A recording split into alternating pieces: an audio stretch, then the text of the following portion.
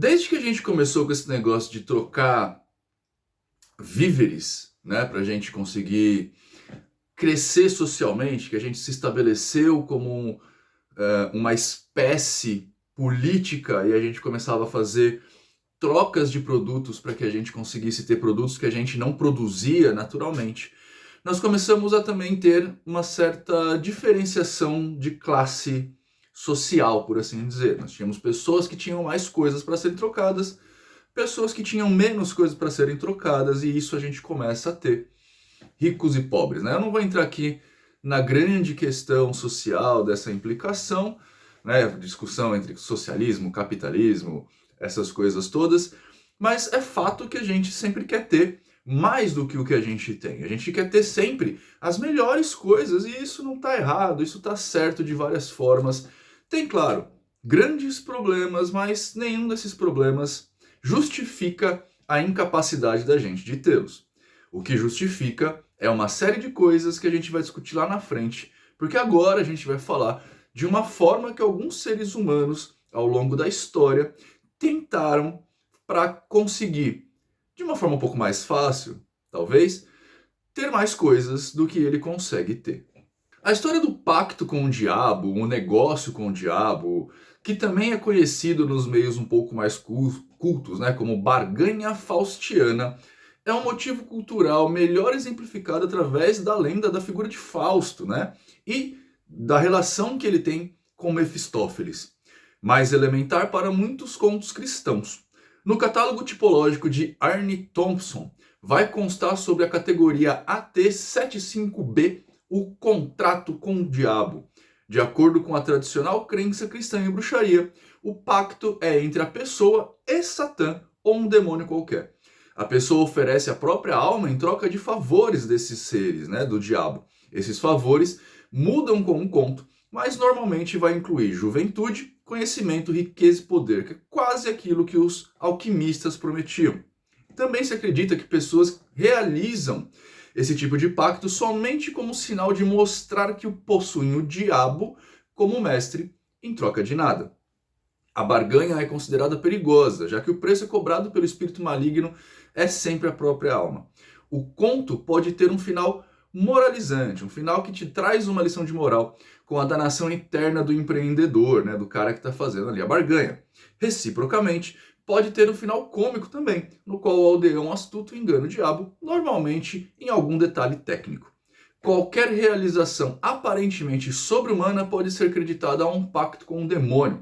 Das numerosas pontes do diabo da Europa, a virtuosidade de Niccolo Paganini. E eu desafio vocês a procurarem quem é Niccolo Paganini ou Niccolo Paganini. A barganha com o diabo constitui o motivo número M210 e o homem vende a alma para o diabo, o motivo número M211 no Stith Thompson Mortific Index of Folk Literature. É claro que isso daí é um estudo um pouquinho mais da literatura que a gente tem a respeito do pacto demoníaco, mas a gente, como tudo que acontece no ser humano, nós vamos modernizando, alterando, colocando novas informações, modificando as coisas, porque isso tem parte da cultura. E a cultura tem a ver com como aquele povo em particular se organiza, se satisfaz. Isso que eu falei para vocês é da onde vem a história dos pactos demoníacos, basicamente da literatura faustiana, a parte mais, né, que a gente sabe que realmente está escrita, mas a gente tem histórias várias de pactos demoníacos. Muito antes disso, também a gente acha que o pacto demoníaco vem lá da Idade Média. Antes da Idade Média não tinha demônio, né? A gente tinha os demons, que depois a palavra demon foi alterada para a palavra demônio, e aí a gente começa a ter pacto com o demônio, principalmente porque é uma cultura completamente cristã isso. Antigamente tinha-se acordos com seres naturais, não tinha-se pacto com demônios. De qualquer forma, o pacto nada mais é que um acordo que você faz com um ente metafísico. E hoje em dia esse acordo está cada vez mais informal, por assim dizer, e cada vez mais amplo. A ponto da gente poder falar para você que um acordo que você faz com um guia de Umbanda, lá no centro de Umbanda, também não deixa de ser um pacto. É claro que, como a gente está falando com guias, a gente não pode chamar de pacto demoníaco. Embora a galera dos evangélicos vão achar que o pacto com as entidades de Umbanda são sim pacto demoníaco. Quando a gente está estudando essas coisas, a questão sociológica precisa bater bastante na nossa cabeça, porque a gente precisa entender esses grupos sociais que a gente tem, esses grupos intelectuais, as diferenças entre eles, para a gente entender o termo que está sendo utilizado. Eu, por exemplo, quando preciso fazer algum tipo de trabalho com entidades metafísicas, alguma coisa, por exemplo, que um cliente meu está sendo atacado, obsediado, alguma coisa assim, em geral eu faço um acordo com esse espírito que pode ser das mais diversas naturezas. E esse acordo, ele parte do princípio do pacto. É um pacto que eu faço com o espírito, muitas vezes como intermediário, às vezes como a própria pessoa final. Olha, em vez de você ficar fazendo tal coisa com ele, você vai fazer tal coisa comigo e em troca eu te alimento, enfim, tem várias coisas que a gente pode fazer aqui. A galera da Goetia, né, também fazem pactos e nesse caso também são pactos demoníacos, embora não seja a alma que seja dada, você vai oferecer ao demônio qualquer outra coisa que você possa ter na sua mente. E quanto mais moderno é o operador da magia goeta, mais efêmero fica esse presente, né? A gente não dá mais, por exemplo, selos de ouro, não confecciona mais selos de ouro para conversar com um rei. A gente faz um selo, às vezes num prato, num papel, tarará, e dá um vinho, um copo de vinho. Os sacrifícios, nesse sentido, né? O sacrifício é algo que você coloca no altar para uma entidade, não necessariamente uma pessoa, não necessariamente um animal. O sacrifício, ele passa a ser mais efêmero. Mas talvez não seja isso que você quer saber. Talvez você queira saber se os pactos realmente funcionam. Funcionalidade da magia é sempre um negócio muito difícil da gente tratar, porque a magia tende sempre a dar resultado, embora nem sempre o resultado seja aquilo que você espera, e quando o resultado é o que você espera, nem sempre é da forma que você gostaria que fosse. Eu geralmente falo isso porque muitas vezes a coisa não acontece muito bem do jeito que você quer e às vezes ela acontece de forma completamente ao contrário do que você desejaria. Um exemplo clássico disso é a história da pessoa que quer perder o peso. Essa história é uma anedota, claro, tá? Não aconteceu realmente, mas é uma anedota que circula entre os círculos mágicos e isso fica legal da gente exemplificar o que nós queremos. Imagina que uma maga iniciante, né, uma pessoa no caminho do adepto, resolve fazer um pacto. E ela, por algum motivo, não entra aqui em teoriadamagia.com.br para aprender todos os meandros a respeito de magia, incluindo o que é um pacto de forma mais profunda, da onde vem, da onde vai, e principalmente o trato com entidades metafísicas que você pode ter de uma forma muito simples, muito fácil e que está disponível para você aprender lá. Essa pessoa, então, resolveu fazer um pacto para perder peso. Ela saiu da casa dela, fez todos aqueles trabalhos, enfim, não importa, eu não quero aqui florear a história para vocês, mas o fato é que depois do pacto feito, eu quero perder peso, ela perdeu a perna, se envolveu num acidente e acabou tendo que amputar a perna, ou ela teve diabetes, não importa, o que importa é que ela precisou amputar a perna. E aqui, depois ela começou a reclamar da vida, mas o demônio que fez o pacto para ela falou, ué, você não queria perder peso? Ao arrancarem a perna de você, você ficou mais leve. Isso é que eu estou dizendo com relação à forma que a magia se manifesta. A gente toma muito cuidado, nós que somos profissionais, que trabalhamos com isso, tomamos muito cuidado para tirar esse tipo de coisa. E principalmente fazendo, por exemplo, um bom contrato mágico. Um bom intento para que essas coisas sejam tiradas da linha cinza que geralmente a gente fala. E também nós conversamos muito com o nosso assistente, com o nosso solicitante, para que a gente consiga entender direitinho o que eles querem.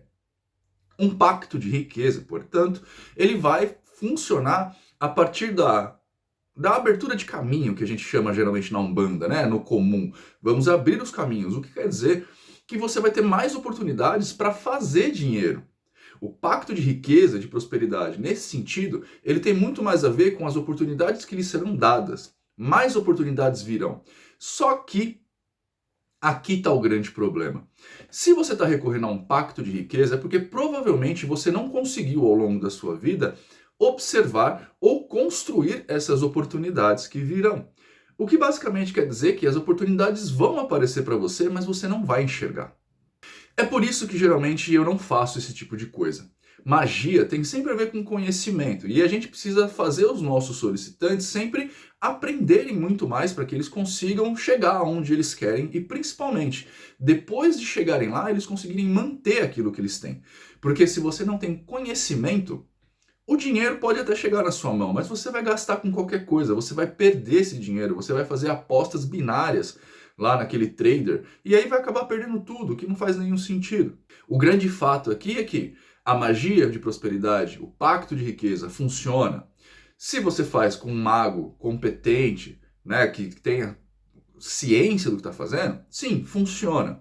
Mas dificilmente vai funcionar do jeito que você está imaginando, porque vai precisar de você, que você se aplique para aquilo. E se você não se aplicou até agora, duvido que você vai aplicar depois disso. Você está procurando magia, muitas vezes por desespero, mas muitas vezes porque você já não sabe o que fazer. E você vai procurar um caminho mais fácil, que seria o pacto, para chegar onde você quer.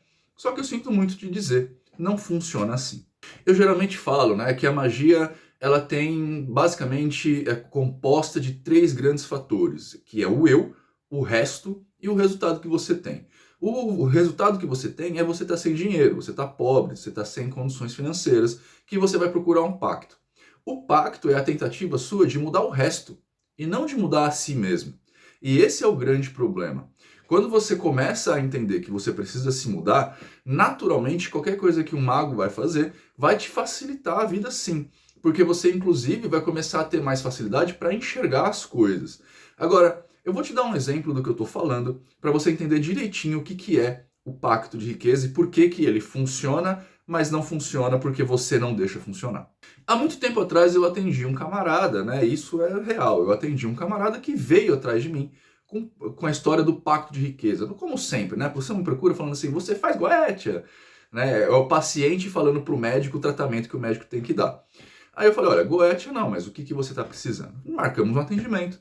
E ele veio conversar e falando comigo, olha, eu não ganho mal, eu estou bem de vida, eu estou ok, eu sou funcionário público, mas eu gostaria de ganhar mais, né? Eu queria, tenho planos, tenho sonhos. O mago geralmente não tá para julgar essas coisas, né? O cara tem que ganhar dinheiro e eu acho que todo mundo tem mesmo, todo mundo tem que ganhar o quanto conseguir ganhar. E eu falei, tá bom, mas você quer um pacto de riqueza para isso? Ele falou assim, quero um pacto. Eu falei, eu não vou fazer para você um pacto. Vamos fazer outra coisa antes, porque um rito para isso é caro, não é barato, e eu não gosto de extorquir dinheiro. Então eu falei assim, vamos fazer o seguinte, faz um atendimento do jeito que eu faço, eu vou fazer um rito para você, e aí você vê o resultado. Se você ficar feliz com o resultado, depois a gente vê essa história do pacto. Ele topou comigo, a gente fez o rito, né? O atendimento já dá origem ao rito, não é nada que você vai pagar a mais, nem nada. Aliás, se você quiser fazer um atendimento, nesse telefone aqui, a Beatriz vai te atender e tirar todas as suas dúvidas, tá? Fiz lá o atendimento com o cara, e no mês seguinte o cara estourou a boca do balão de ganhar dinheiro. Ele chegou a ganhar algumas dezenas de milhares de reais. Eu não estou falando isso para me gabar, isso ajudou aqui? Ajudou, mas também foi mérito do cara.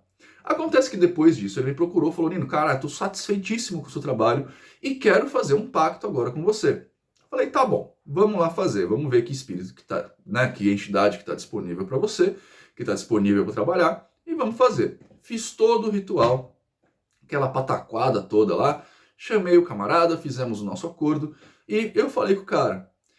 Na semana seguinte, ele começou a apostar em opções binárias, a fazer trade, e o trade é um negócio que a banca sempre ganha. E ele, depois de uns dias, começou a perder dinheiro. E veio falar comigo, pô, Nino, não tá funcionando, porque eu tô perdendo dinheiro. E aí eu falei, você tá fazendo trade? Na hora ele falou, não, tentou dar uma desconversada. Eu falei, mas você tá fazendo trade, né, cara? Trade não dá dinheiro. A gente tem várias matérias falando que não dá dinheiro. Aí ele, não, dá sim, porque as pessoas não sabem. Cara, tipo, tem pesquisa da FGV falando que as pessoas que entram em trade só perdem dinheiro. Você tá fazendo um negócio que é garantia que você vai perder dinheiro. É que nem você jogar no cassino, meu velho. Enfim, ficamos nessa discussão. O cara não quis parar o trade, né, porque o trade é uma grande pirâmide, ela te convence realmente que funciona, e acabou, né, a gente acabou se afastando. Mas o grande fato é que, quando a gente faz um pacto de riqueza, a tendência é que as oportunidades, de novo, gente, para magos que são bons nisso, né, que são realmente magos, não essas qualquer coisa que você vê por aí. E eu não sei te dizer quem são os bons e quem são os ruins, fechou? Eu não sei te dizer. Basicamente porque eu não trabalhei com esses caras. Eu trabalhei com algumas pessoas, essas pessoas eu consigo falar a respeito, mas eu não trabalhei com todos e eu não falo do que eu não sei. Fechou? Então, mas é óbvio que tem pessoas que são ruins, tem pessoas que são boas. Esses caras que são bons realmente vão fazer alguma coisa efetiva para você. Só que a efetividade vai ter um componente básico, que é você. Lembra dos 3 fatores aqui? O único que você muda de verdade é você. Então as oportunidades podem começar a aparecer na sua vida. Se você tiver preguiça de pegar um emprego novo, porque você vai ter que trabalhar mais, uma promoção, porque você vai ter que trabalhar mais, ou se você deixar de ver oportunidades de ganhar dinheiro, porque você está preso na história de entrar num concurso público ou de ter uma CLT, não vai funcionar. Porque as oportunidades não dependem de como a sociedade está constituída nas suas leis. Ela depende do que você tem para fazer. Eu, por exemplo, não ganho dinheiro com CLT, não sou funcionário público, eu trabalho aqui com o YouTube. As oportunidades geralmente que aparecem para mim quando eu uso esse tipo de coisa são os círculos sociais que são abertos. Por exemplo, eu fiz um evento em dezembro que é o Happiness, né, que foi um evento grandão que eu fiz, eu aluguei um teatro para isso. Qual que foi a prosperidade que eu tive aqui? Eu conheci o dono do teatro antes de alugar. Eu participei de um programa na Vibe Mundial, na rádio, e ele que era o âncora, o Vinícius Rastrello, e depois a gente conversando, ele falou que tinha um teatro, que ele fazia os cursos dele, espetáculo, essas coisas todas. E isso proporcionou que eu conseguisse alugar um espaço super bacana, super legal, para conseguir fazer um evento. E o evento me trouxe dinheiro. Vocês entendem do que eu estou falando? Mas agora que o vídeo já está longo, vamos falar para vocês a respeito de como fazer um pacto. Faça o pacto você mesmo. Em primeiro lugar, não. Você não vai conseguir fazer um pacto efetivo se você não for um mago experimentado, tá? Vocês têm que parar com essa história de tentar pegar receita pronta na internet, pegar coisas de pessoas que estudaram 10, 20 anos para você fazer em uma noite. Não existe receita fácil para magia. Magia não é que nem fazer bolo, que você pega lá um tchuduzinho, né, mistura os ingredientes e sai um bolo, você não precisa de experiência nenhuma para fazer isso.